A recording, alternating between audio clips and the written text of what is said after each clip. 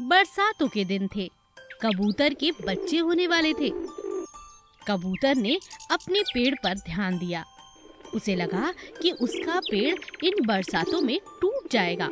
उसे घर बदल लेना चाहिए, इससे पहले कि उसके अंडे बाहर आ जाएं।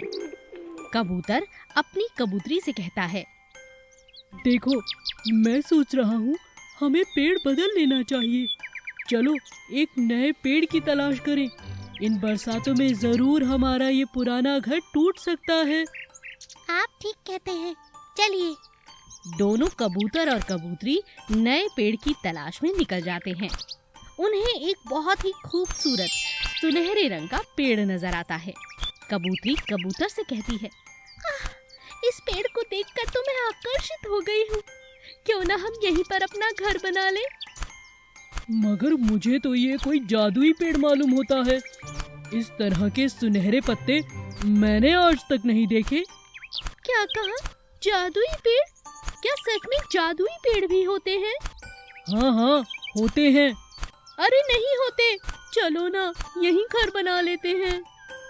कबूतरी के बहुत जिद करने पर दोनों वहीं पर घर बना लेते हैं। कुछ दिनों के बाद उनके अंडे हो जाते हैं, लेकिन अंडे जहाँ होते हैं वहीं चिपक जाते हैं, वहाँ से हिलने का नाम ही नहीं लेते। इस बात का शक अब कबूतरी को होने लगता है कि सच में वो पेड़ जादुई है। वो कबूतर से कहती है, कितने हफ्ते हो गए हमारे अंडों को निकले, मगर हमारे अंडे जरा से हिलते भी नहीं। मुझे तो शक है तुम्हारी बात सच है, ये पेड़ जादुई है। क्या कहा? अब दोनों बहुत हैरान और परेशान हो जाते हैं। रोने की आवश्यकता नहीं है। क्या? कौन बोला? हाँ, मैं जादुई हूँ और मैं ऐसे ही जादुई नहीं हुआ। जादुई तो देखने से लगता हूँ, असल में मैं श्रापित हूँ। आज तुम दोनों के यहाँ होने से मुझे श्राप से मुक्ति मिली है। तुम्हारे अंडे मुझसे चिपक नहीं गए हैं। ये तो मुझे मेरे इस श्राप से मुक्त कराने में मदद कर रहे हैं। कल सुबह मैं अपनी पुरानी अवस्था में आ जाऊंगा और तुम्हारे अंडों से चूजे निकल आएंगे। सच में? हाँ, मैं तुम दोनों का आभारी हूँ। ठीक है, मुझे आपकी बात पर विश्वास है। कबूतर और कबूतरी पूरी रात सोते नहीं, अगली सुबह का इंतजार करते हैं। और सुबह होते ही, पहली किरण पड़ते ही चूजे बाहर आ जाते हैं और पेड़ एकदम हरा भरा हो जाता है। आलू, कचालू और चॉकलेट का पेड़। एक दिन आलू और कचालू सैर पर निकले। रास्ते में उन्हें एक ऐसा पत्थर मिला जो देखने में एकदम आलू की तरह था। कचालू ने कहा, अरे आलू, देखो, देखने में ये पत्थर एकदम तुम्हारी तरह लग रहा है। ऐसा लगता है ये सच का आलू है। मुझे भी ऐसा ही लग रहा है। इसे हाथ में लेकर देखूं? देखते हैं। आलू उस पत्थर को उठाने की बहुत कोशिश करता है, लेकिन पत्थर इतना भारी था कि उससे उठता ही नहीं। तब दोनों मिलकर, आलू और कचालू मिलकर उसे उठाने लगते हैं। उठा के जैसे ही वो उस पत्थर को पलटते हैं, अचानक वहाँ से एक बड़ा सा पेड़ निकल आता है। ये क्या? अरे ये तो पेड़ है। देखो, इस पे चॉकलेट लगी हुई है। चॉकलेट? दोनों हैरान रह जाते हैं।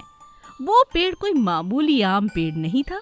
उसके ऊपर तरह तरह की टॉफियां, लॉलीपॉप और चॉकलेट लगी हुई थीं। तभी आलू को एक बात याद आती है और वो कचालू से कहता है, यार, मेरे मन में एक बात आई है। जानते हो, बचपन से मेरा एक सपना था, जैसे शहर और गांव के बच्चे वो बहुत सारी टॉफियां, चॉकलेट खाते हैं ना, काश हमें भी मिले और हमारे पास भी ऐसा पेड़ हो। मैंने सपने में कल ऐसा ही पेड़ देखा था। मुझे क्या मालूम था आज ये जादुई पेड़ हमें मिल जाएगा। क्या कहा? ऐसा है? कचालू बहुत हैरान रह जाता है। फिर आलू फिर से कचालू से कहता है, अब बाकी बातें छोड़ो, चलो चलकर टॉफी और चॉकलेट खाते हैं। आलू और कचालू उस पेड़ पर चढ़ जाते हैं और जी भर के चॉकलेट खाते हैं। चॉकलेट खा के वो थोड़ी सी चॉकलेट अपने दोस्तों के लिए ले लेते हैं। वो सब तो ठीक है, मगर कहीं ऐसा ना हो कि इस चॉकलेट से हमारा पेट खराब हो जाए। नहीं नहीं, ऐसा कुछ नहीं होगा, तुम चिंता मत करो। अब नीचे उतर जाते हैं। आलू कचालू पेड़ से नीचे उतर जाते हैं। एक थैले में अपनी चॉकलेट और टॉफियां डाल देते हैं। लेकिन थोड़ी देर बाद जब वो पलटकर देखते हैं तो वहाँ पर जादुई पेड़ था ही नहीं। दोनों एकदम हैरान रह जाते हैं। अरे ये क्या हुआ, कहाँ गया वो पेड़? हाँ?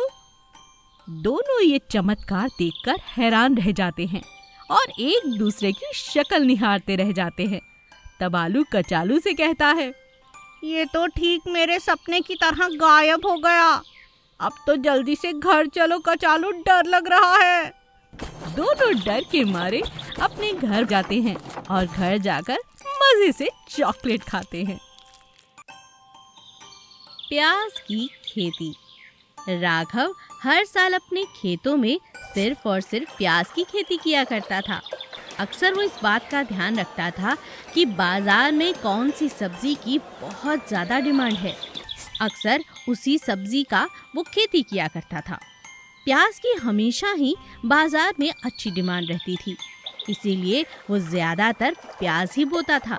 एक साल प्याज के दाम आसमान छूने लगे थे। राघव की पत्नी ने उससे कहा, अजी सुनते हो, बीज डालने का समय हो गया है। पूरे गांव ने बीज डाल भी दिए और आप अभी तक बाजार से बीज लेकर भी नहीं आए हो। बात क्या है? अरे तुम तो नाराज हो जाती हो। आज वहीं जाने का मेरा प्रोग्राम है। मैं शहर जाकर बीज लेकर आता हूँ और उसी दुकान से लाऊंगा जहाँ से हमेशा से लाता हूँ। मुनाफा तो बिल्कुल निश्चित रूप से होगा। राघव शहर उसी दुकान पर जाता है जहाँ से वो हर साल बीज लेकर आया करता था। लेकिन इस साल वो दुकान बंद थी। आसपास पूछने के बाद पता चलता है कि अब वो दुकान घाटे में जा रही थी, इसीलिए हमेशा के लिए बंद हो गई। राघव को किसी और दुकानदार और उसके बीज पर बिल्कुल भरोसा नहीं था। राघव खाली हाथ घर लौट आता है। उसकी पत्नी ये सारी बात सुनकर हैरान रह जाती है। ये आपने क्या किया? एक दुकान बंद हो गई तो क्या हुआ? अरे किसी और दुकान से ले लेते। सारी दुनिया एक ही दुकान से हमेशा ही थोड़ी ना बीज लेती है। अब क्या बोओगे, क्या करोगे? मैं तो कहती हूँ कल ही जाओ और जाकर बीज लेकर आओ। अगले दिन राघव नई नई दुकानों पर जाकर बीज के लिए बात करता है, मगर कहीं भी उसे प्याज के बीज नहीं मिलते। पूरे बाजार में प्याज के बीज खत्म हो चुके थे।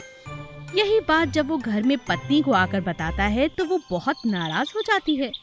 हे भगवान, जिसका डर था वही हुआ। अब क्या करेंगे? मुनाफा तो छोड़िए, खेती करना ही मुश्किल है बिना बीज के तो।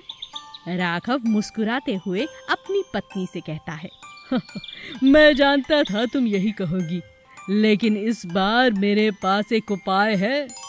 उपाय? कैसा उपाय? राघव घर में पड़ा हुआ एक पुराना संदूक खोलता है और उसमें से कुछ बीज निकालता है। अपनी पत्नी को दिखाते हुए राघव कहता है, ये बीज देख रही हो? ये मरते हुए माँ ने मुझे दिए थे।